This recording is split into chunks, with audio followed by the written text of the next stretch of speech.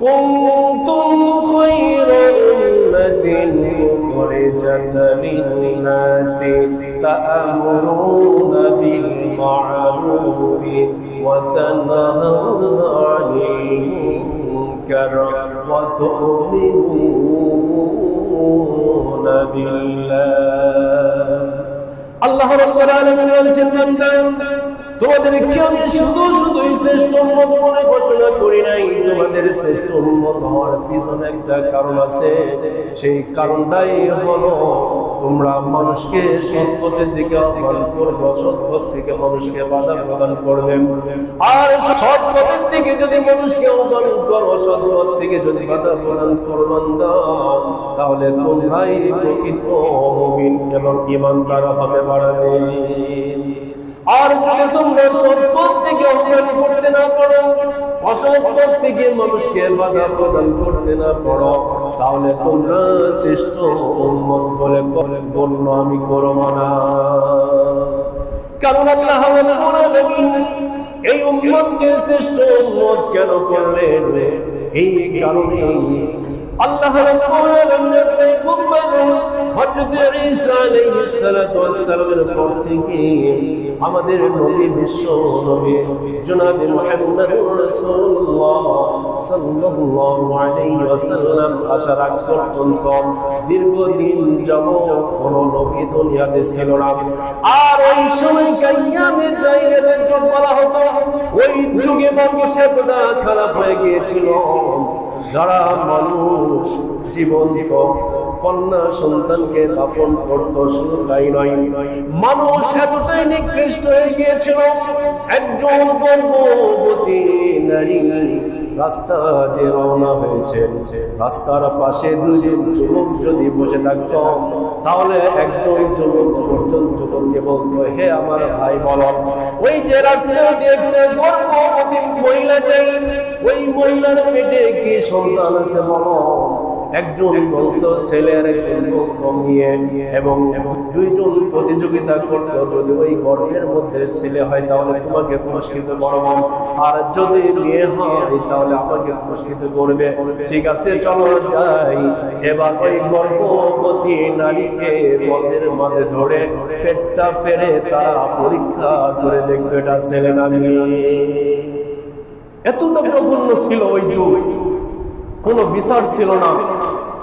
এমনকি একজন মানুষ ধর্ষণ করে লোকালয়ের মধ্যে এসে গর্ব করে বলতো আমি ধর্ষণ করেছি, মানুষ তাকে বাহবা দিত।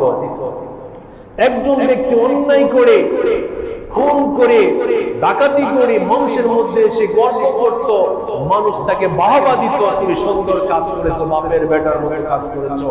ওই সময় কিয়ামে জাহিলিয়াতের যুগ ছিল, ওই সময় কোনো নবী ছিল না। এমন অন্ধকার যুগে পথ হারা মানুষগুলো পথের নিশানা দেখানোর জন্য, পথ ভোলা মানুষদেরকে পথ দেখানোর জন্য, জাহান্নামী মানুষগুলোকে জান্নাতের পথে পরিচালনা করার জন্য আমার আল্লাহ রাব্বুল আলামিন বিশ্ব নবী সাইয়্যিদুল মুরসালিন খাতামান নবিয়্যিন হযরত মুহাম্মদুর রাসূলুল্লাহ সাল্লাল্লাহু আলাইহি ওয়াসাল্লামকে দুনিয়াতে প্রেরণ করেন। এবং বিশ্ব নবী যখন দুনিয়াতে আসলেন, আসার পরে ওই সকল পথ ভোলা মানুষদেরকে পথের সন্ধান দিলেন।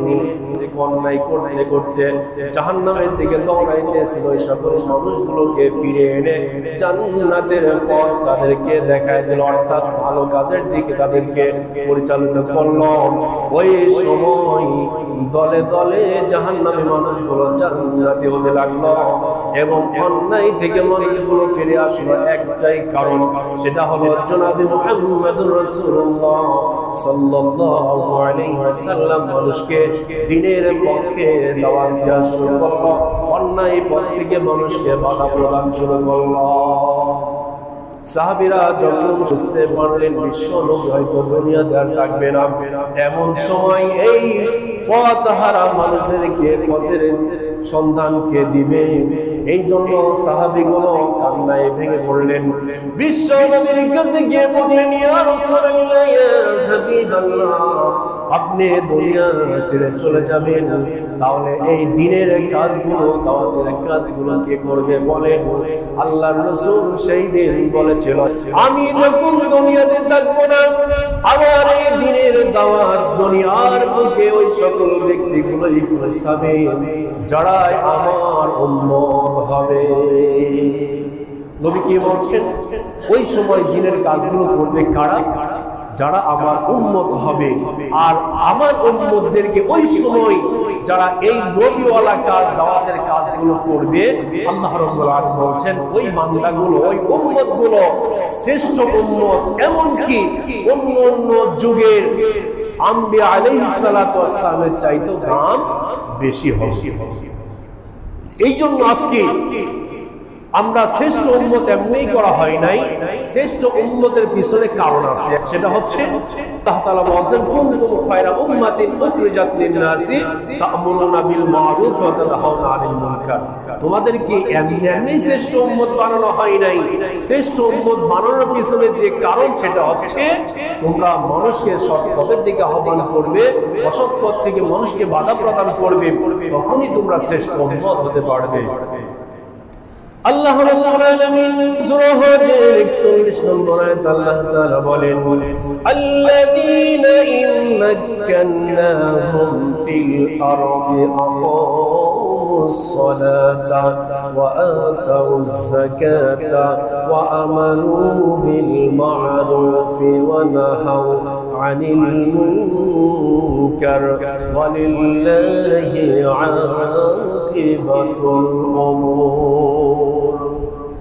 আল্লাহ রাব্বুল আলামিন বলেন, তারা এমন লোক যাদেরকে আমি পৃথিবীতে ক্ষমতা দান করি, তবে তারা সালাত প্রতিষ্ঠা করে, যাকাত প্রদান করে, সৎ কাজ আদেশ করে, অসৎ পথ থেকে মানুষকে ফিরায় আনে।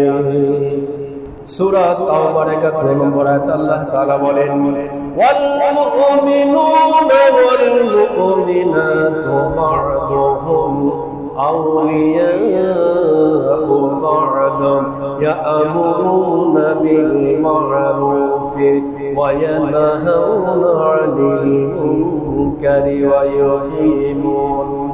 ويقيمون الصلاة ويؤتون الزكاة ويطيعون الله ورسوله أولئك سيرحمهم الله إن الله عزيز حكيم। الله رب العالمين মুমিন পুরুষ ও মুমিন নারী হচ্ছে একে অপরের বন্ধু। তোমরা সৎ বিষয়ে মানুষকে আহ্বান করো এবং অসৎ বিষয় নিষেধ করো।